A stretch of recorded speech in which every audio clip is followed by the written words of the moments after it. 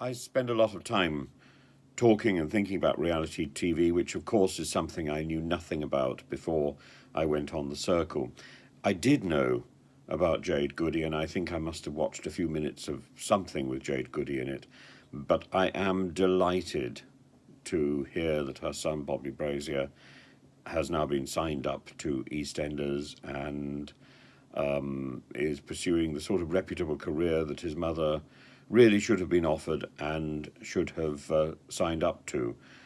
The fact is, reality TV discovers new stars and new personalities and people who are naturals in front of the television camera. And then it dismisses them because, in the end, the reality TV is controlled by small production companies that simply want to make as much money as they possibly can, and they don't want the, quote, talent to get in the way of that process. Indeed, the whole principle of reality TV was that they were not going to pay, quote, the talent. The idea of celebrity versions of these reality TV programs, Celebrity Big Brother, Celebrity Circle, and so on, these are nonsensical because they fly in the face of the whole reason for embarking on the reality TV bandwagon in the first place.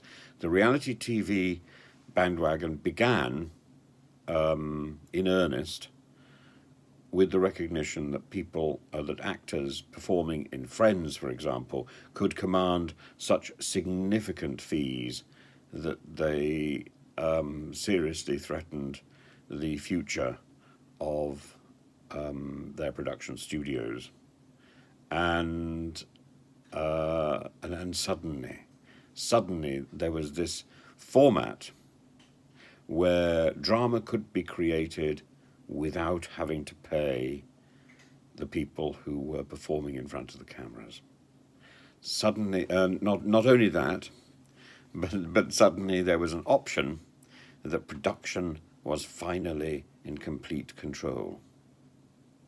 My concern is that that control does not end when the cameras end, when the cameras stop rolling.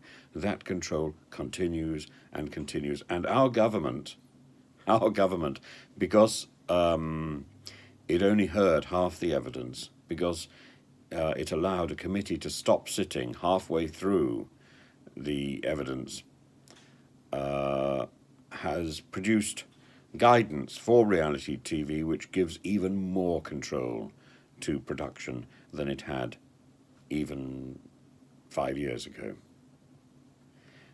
This is celebrated as an improvement. It's celebrated as, oh well, we are now guaranteeing psychiatric support. In no other business would one enter a job on the assumption that one would be given psychiatric support after the job is finished.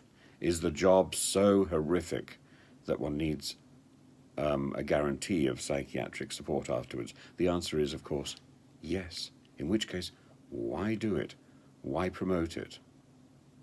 What we actually need to do is not provide the psychiatric support, not provide the plaster after somebody's fallen down, but ensure that the actual process itself is safe. That means ensuring that performers are properly represented by agents and unions and properly protected while they are filming, before they are filming, and after they're filming. In other words, make sure that people who are on these shows are treated as performers, as actors, and not as throwaway talent.